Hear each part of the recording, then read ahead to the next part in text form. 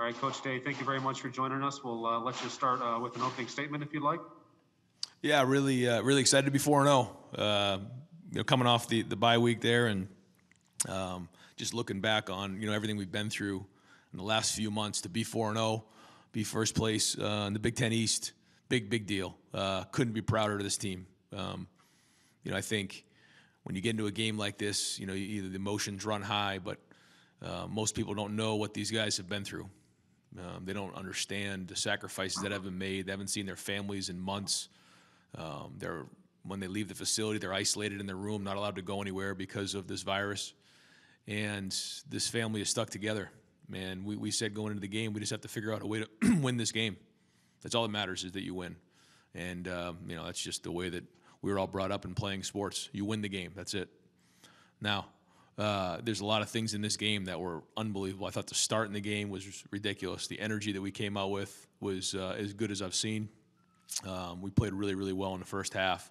Came out, scored in the second half. We can talk about a lot of different things that went on really in that first half, but in my opinion, it was really dominated. And then we let up some big plays and let them back into the game. And we got to figure out a way to close out games. This is kind of the second week now where we let a team hang around a little bit, and we got to get that fixed. But so many great things in this game. Indiana is a good team. They're a top 10 team. So this was not easy, and I'm really proud of this team. We got an opportunity this week and tomorrow to go back and watch the film and learn from it.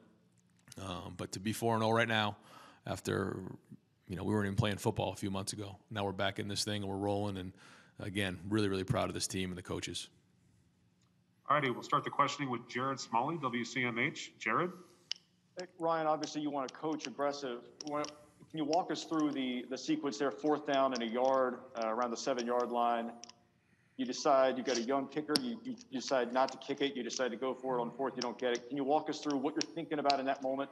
What ultimately happened there? Yeah. Always want to be aggressive. 4th and 1. We've gone for it before in those situations. We'll continue to do that. Always want to be aggressive. I felt like at that point, they were moving the ball pretty good, and I was worried that a field goal may not do it, and wanted to be aggressive. Wanted to go up two touchdowns, and actually, like the call. We got to execute it better, but either way, that we know we're going to be aggressive in those situations. Looking back, when you don't get it, sure, you go kick the field goal. But there's been times we've gone for it in those situations and got it, and then pulled away from teams. So always going to be aggressive, and then not second guess ourselves when it doesn't work. All right, we'll go next to Austin Ward, Letterman Row. Austin.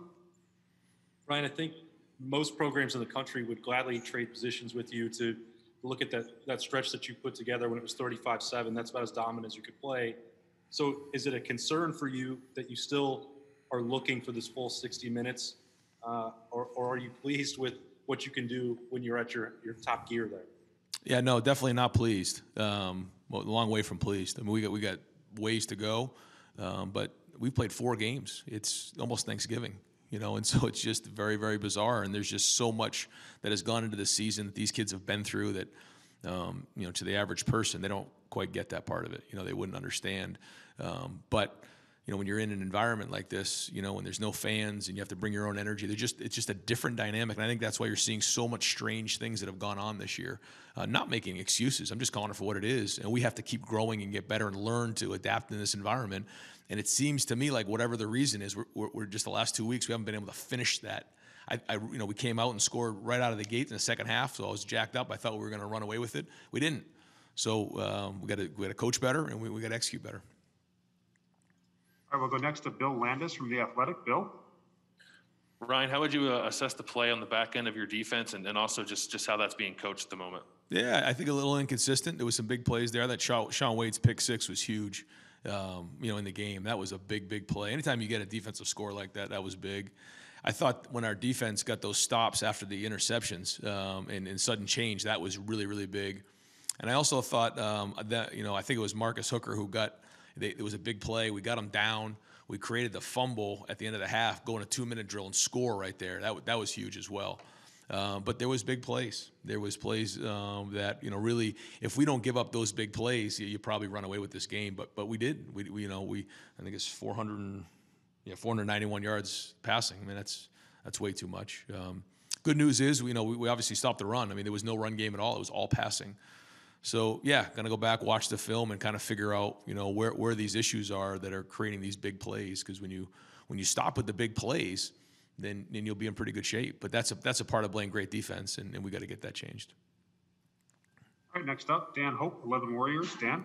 Yeah, Ryan, just following up on that in terms of, getting those 491 passing yards, do you think there's a consistent thing that your pass defense is struggling with, or is it just kind of different things that teams are hitting you with each week? Yeah, good question. I mean, I think there are some probably things that we can look at that have been repeating. But I think there's also things that come, show up, teams attack you differently. And so we got to get that, like I said, we got to get it fixed. We got to really identify exactly that question. And anytime you have a problem like that, it's one of three things. You say to yourself, you have the right personnel there. So you look at who's doing it.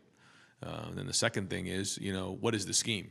Does the scheme give our guys the best opportunity to be successful? And then if both of those boxes get checked, then it goes coaching. Are we coaching it correctly? And so I think that's when you're trying to fix something, you have to identify one of those three things it needs to get addressed, or maybe a little bit of each.